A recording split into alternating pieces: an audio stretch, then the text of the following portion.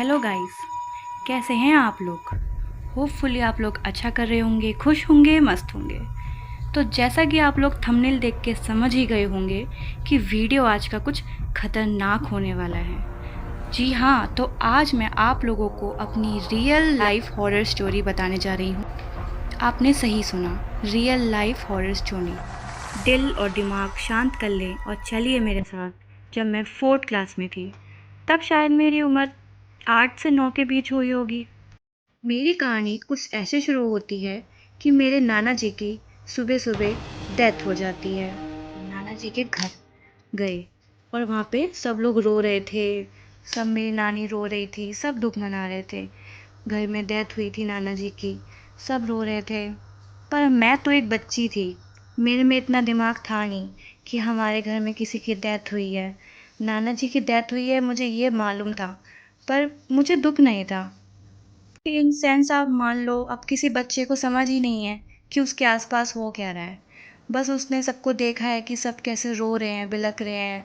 नाना जी की बॉडी पड़ी है हमारे घर के अंदर। तो यार मुझे कोई फ़र्क ही नहीं पड़ रहा। मैं लगी हूँ अपने बहन भाइयों के साथ खेलने में, उसको धक्का मारने में लगी हूँ, उसको खेलने में लगी हूँ। और बड़े लोग अपना दुष्शोक मना रहे हैं और हम लोग बच्चे आराम से खेल रहे हैं। अब बच्चों को कोई क्या ही बोलेगा कुछ। बच्चे तो बच्चे हैं, उनके दिमाग में उनका खेल ही घूमता है हमेशा। तो खेल रहे हैं, मैं खेल रही थी आराम से। देन सारा काम हुआ, जितना भी क्रियाक्रम होता है, पंडित जी वगैरह आए, तेरहवीं वगैरह, मतलब सारा काम अच्छे से निपट गया। अब आता है कहानी में ट्विस्ट। कहानी में ट्विस्ट कुछ ऐसा है कि डेथ के कुछ दिनों बाद हमारा पूरा परिवार और मेरी दीदी, हम सब पास के अम्यूज़मेंट पार्क में घूमने के लिए चले गए। जो झूला होता है जिसको हम स्विंग बोर्ड या पैराशिप भी बोलते हैं, हम तो बचपन में नाव वाला झूला बोलते थे। तो मैं और मेरा पूरा परिवार उस झूले की राइड करने के लिए उस नाव पे चढ़ गया। और मैं इतना, मतलब मैं इतनी छोटी थी और मुझे वो शिप, मेरे लिए समझ लो, मेरे लिए वो काफ़ी बड़ी शिप थी। एक छोटा सा 8-9 साल का बच्चा कितना ही बड़ा होता है, उसके सामने वो इतनी बड़ी पैरट शिप साइज़ में काफ़ी बड़ी थी। डरते डरते मैं उस झूले में बैठ तो गई, पर मैं अपनी मम्मी की गोद में बैठी थी ताकि मुझे डर ना लगे। झूला स्टार्ट हुआ और झूले ने धीरे धीरे धीरे धीरे करके स्पीड पकड़ ली और मेरा रोना छूटना शुरू। मैं चिल्ला रही, अरे मुझे बाहर निकालो, मुझे नहीं बैठना है झूले में, मुझे नहीं बैठना। मम्मी मुझे गोद में कस के पकड़ के बैठी कि ये डर रही है, ये डर रही है। मैं चिल्ला रही हूँ, बिलक रही हूँ, रो रही हूँ, तो डर के मारे मैंने अपनी ना आंखें बंद कर ली। तो बीच बीच में ना मेरी आंखें जैसे खुलती, तो मेरे को अपने सामने, मुझे अपने सामने की सीट पे मुझे अपने नाना जी दिखाई दिए। ये मेरे वही नाना जी थे जिनकी कुछ दिनों पहले ही उनकी लाश मेरे सामने पड़ी हुई थी। वो नाना जी मेरे सामने बैठे हैं। कैन यू इमेजिन कि जिस इंसान को हम अपने सामने डेड देखें, वही इंसान हमारे सामने अचानक से हमारे किसी रैंडम झूले पे आके हमारे सामने आके बैठ जाए। तो आप क्या ही सोचोगे, एक छोटे से बच्चे के दिमाग में क्या ही आएगा। बट मेरे उस टाइम पे झूले का ही डर जो था मेरे दिमाग में इतना था कि उस टाइम पे मेरा नाना जी के ऊपर ध्यान ही नहीं गया। मैंने उनको देख लिया कि वो मेरे सामने बैठे हैं, पर मेरा पूरा ध्यान झूले के जो स्पीड था, उस पे जो मुझे डर लग रहा है, मैं रो रही हूँ। और जितना मुझे याद है, मैंने अपने नाना जी का, जब मैं झूले में बैठी थी तो मैंने उनका स्माइलिंग फेस देखा था। उनके चेहरे पे एक हल्की सी मुस्कान थी, जैसे कि वो मुझे सपोर्ट करने आए हों कि तू डर मत, मैं तेरे साथ हूँ। देन हम सब राइड कंप्लीट करे और हम झूले से उतरे। तो मैंने उस टाइम पे, मेरा डर एकदम ख़त्म हो चुका था क्योंकि हम झूले से उतर चुके थे। तो मैंने अपनी मम्मी से सोचा कि मैं अपनी मम्मी को ये बात बताऊं। तो मैंने अपनी मम्मी को बोला कि मम्मी, मैंने झूले में नाना जी को देखा। अब एज यूजुअल कोई भी बड़ा इंसान किसी छोटे बच्चे की बात, ऐसी बात पे भरोसा करेगा।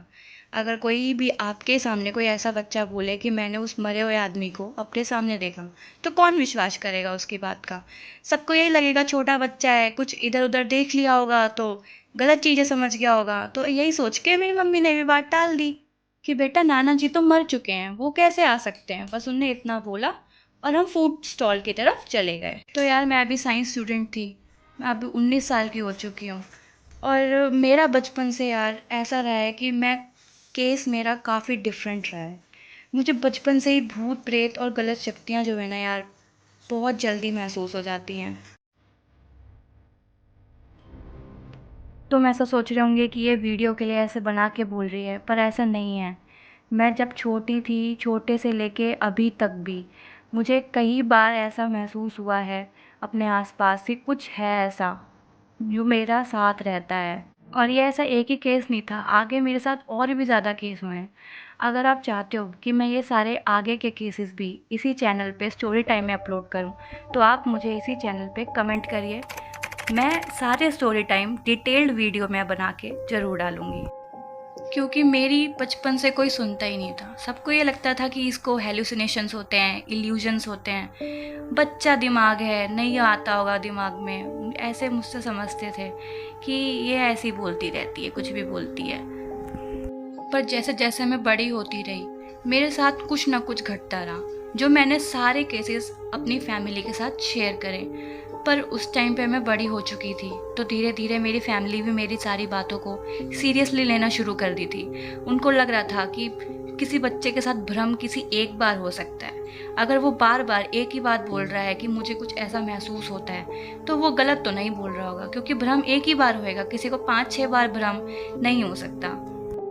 तभी से मेरा भूत प्रेतों पे और ये नेगेटिव और एनर्जीज़ पर मेरा विश्वास बहुत पक्का हो गया। तो मेरे नाना जी वाले केस का कंक्लूजन ये था कि जब मैं बड़ी हुई तो मैंने ये केस अपनी मम्मी को वापस बताया कि मेरे साथ उस दिन क्या हुआ था। तब ये सुन के मेरी मम्मी को लगा कि इस बच्चे को ये बात अभी तक याद है, तो इसका मतलब इसने कुछ तो देखा ही होगा ऐसा। और उस टाइम मेरी मम्मी भी काफ़ी डर गई थी।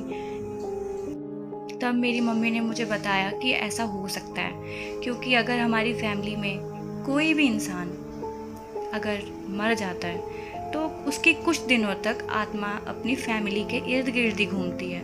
वो अपनी फैमिली के साथ बहुत दिनों तक रहता है, उन्हीं के आसपास रहता है।